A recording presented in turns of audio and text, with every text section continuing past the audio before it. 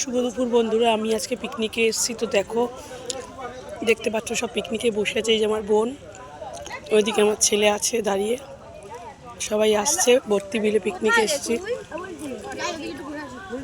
সবাই যাচ্ছে। দেখতে পাচ্ছ রান্না হচ্ছে।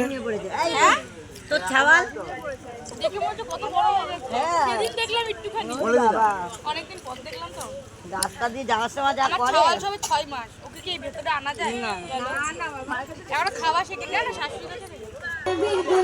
এই যে আমার বর মাছ ভাজা খাচ্ছে। এটা আমার একটা ভাইপো হয়।